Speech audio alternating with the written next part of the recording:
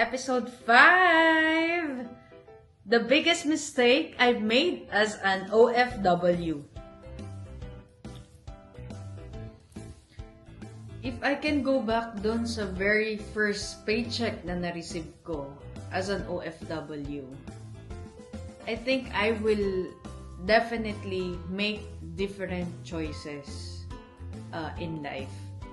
Kasi imagine, from that time till now, I feel like I've already wasted so much opportunity. Kasi, yung problem is, wala naman kasing nagturo sa akin kung paano nagwo-work yung pera. So, I have to learn it in the very hard way.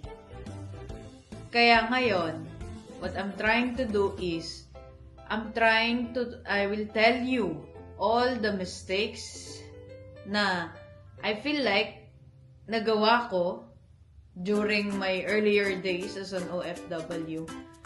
Maybe makatulong to sa'yo, it will help you and guide you para hindi mo na gawin pa yung mga mistakes na yon. So, sige, tingnan natin.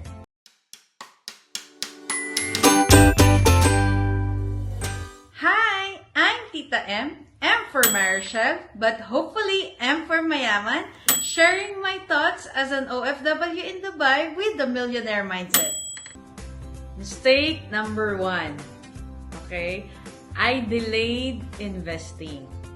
So, I keep telling myself that I will save first and I will invest later. But you know what is the problem? Yung later na yon, it's not gonna come. Or hindi yun darating. Kasi, ang nangyayari is, whenever you have that money, okay, ang gagawin mo is, since meron kang gusto, yung pera na yun, instead na for investment siya, bibilin mo. Kasi nga, mamaya ka na lang mag-i-invest. Kasi ang nasa isip mo, okay lang, kasi next month may sahod na naman. So ngayon, bilhin ko muna tong gusto ko na to. Kasi deserve ko siya. 'Di ba? So, yun yung nagiging problem natin. Kaya nga, ang lagi ko sinasabi is, the money that you don't see, the money that you will not spend. So, meaning, pag yung pera nag-hit ng bangko mo, and directly, mapupunta siya dun sa investment mo, whatever investment it is, so, hindi mo na makikita yon. Technically, hindi mo na rin siya magagastos. So, yun yung power ng pag-automate ng investing. So, para sa akin, that is the best way for you to be able to save money and to invest. Alam guys kung ano yung totoo? Start investing now, even if it's a small amount. Still, at the end of the day, that money will compound. And, you know, the good thing also doon is, masasanay ka, magiging habit mo yung every month, pagpasok ng sahod mo, i-invest mo kung ano lang yung natira, yun yung pagkakasyahin mo for the month. So, technically, kaya nga yung saying na time in the market beats timing the market. Kasi, kapag nag-enter ka ng maaga, okay, in investing, whether you like it or not, later on, meron kang aanihin. Mistake number 2. I kept too much cash idle. So, meaning to say, nag-save lang ako ng pera. Hindi ko tinuruan yung pera ko na mag-work sa akin as early as possible. Kasi, ngayon, ang ginagawa ko, every earnings na meron ako, I make sure that I will put it somewhere, okay, nakikita siya for me every month. Instead of putting doon sa bangko for so long, tapos wala naman kikitain yung pera ko. Magkano lang naman ang interest ng bangko annually, di ba? Unlike, let's say for example, again, MP2, track record, 6 to 7% per annum, imaginein mo kung yung pera mo kikita ng ganong interest every year, even if merong inflation na 4%, kung 7% kinita mo, kumita ka pa rin ng 3%. Unlike kung sa bangko, guys, is ang mangyayari, hindi ka na nga halos kumita, kinain pa ng inflation yung pera mo. So, that's another thing. Instead of you putting your money sa bangko, find something na it will earn ng mas malaki compare sa year-on-year inflation na nangyayari. Mistake number 3, I chase trends. So, for me, one of the trend na chinase ko is nung nag-invest ako sa PSEI. So, Philippine Stock Market yon. Without me studying kung paano ba yung nag-work. So, ang ginawa ko, okay, nag-join lang ako sa mga page sa Facebook ng about stock market, Philippine stock market, and then, yun, pinalo ko lahat ng hype doon.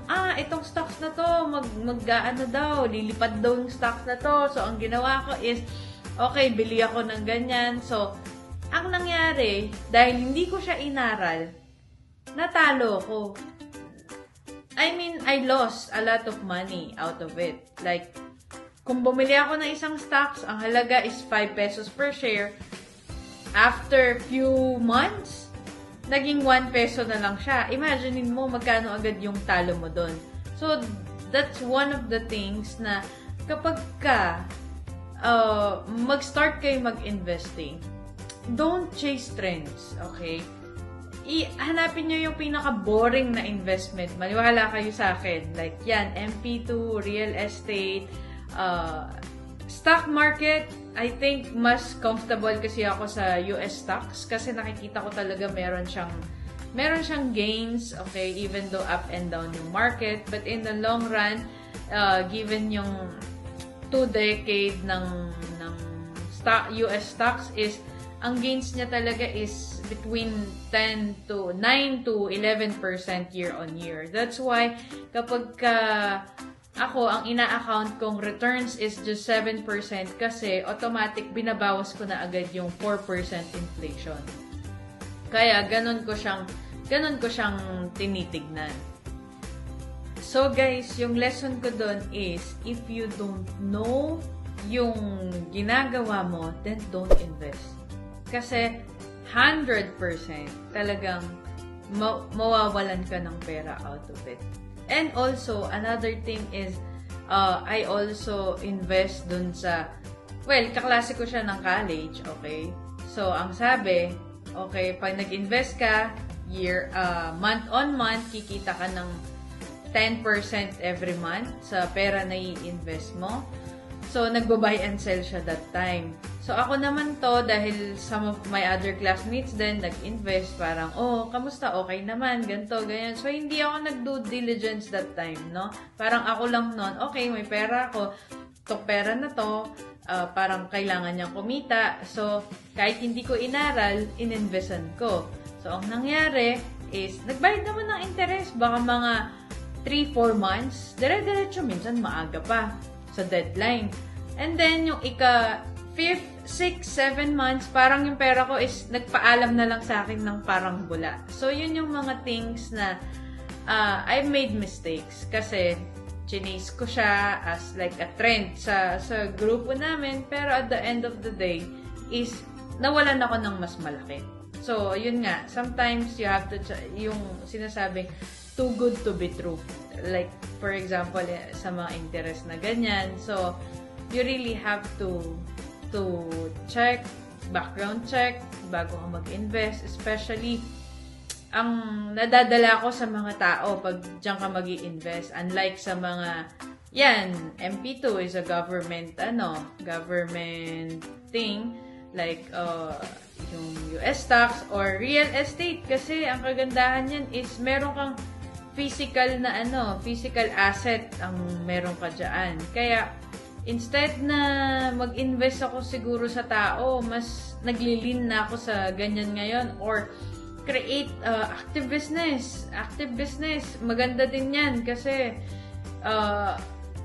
marami kang matututunan along the way pagka sa active business din. Mistake number 4. So, I did not learn about the asset early enough. So, I think guys, ito yung pinaka-importante na hindi tinuturo sa eskwelahan. Well, in my curriculum, nung ako yung nag-aaral, hindi kasi ito na ituro yung between, what is the difference between asset and liability. So, hindi yun na ituro sa amin nung mga panahon na yun, na ang asset pala is magpuput yan ng money in your pocket every single month. And yung liability naman is nagtitake out siya ng money sa pocket mo every month. So, imagine if na tutunan ko lang to much earlier in my career. Siguro, ngayon, alam mo yun, hindi ko na talaga kailangan siguro magtrabaho kasi I feel like somehow natuto naman ako sa investment. Kaya nga lagi ko sinasabi kung yung the way ako mag-think ngayon dyan sa investing is ito yung thinking ko way back 10 years ago. Baka talagang I never, parang hindi ko na talaga kailangan magtrabaho for the rest of my life. Kasi yung mga kinita ko from that first paycheck is na-deploy ko na sila for myself, like a soldier for me. Or, yun nga, lagi ko sinasabi is, yung everything na kinikita ko is, nilalagay ko sila sa mga investment para, pag hindi na ako nagtatrabaho, sila na yung magtatrabaho for me. Sila yung magpo-provide ng mga pangangailangan ko. So, yun yung the good thing if you are a long-term investor talaga. So, you let your money work for you. So, they don't rest. They don't have day off, you know. They work day and night talaga, 24/7. So, yun yung kagandahan kapag ka nag-invest ka. Regardless if you have not started yet, the best time to start is now. Yun lang ang masasabi ko sa'yo. Mag-start ka na. Please. You know what, guys? Para sa akin, mistakes are so expensive. Like, etong mga mistakes na to, pag inisang tabi mo pa, mas nagiging expensive siya over the time. So, guys, I'm not saying this na whatever I have said is para i-impress ko kayo. Actually, I am telling you all of this, it's because I don't want you to make the same mistake that I have done in the past. So, kung napadaan to sa inyo, baka may purpose, 'di ba? Baka pwedeng mag-start na kayo ng investing nyo now. Kesa kung saan-saan nyo lang nadadala yung pera nyo. Tama? So, paano? This is the journey of an OFW trying to build freedom before retirement. One investment, one business, and one lesson at a time. See you sa next video.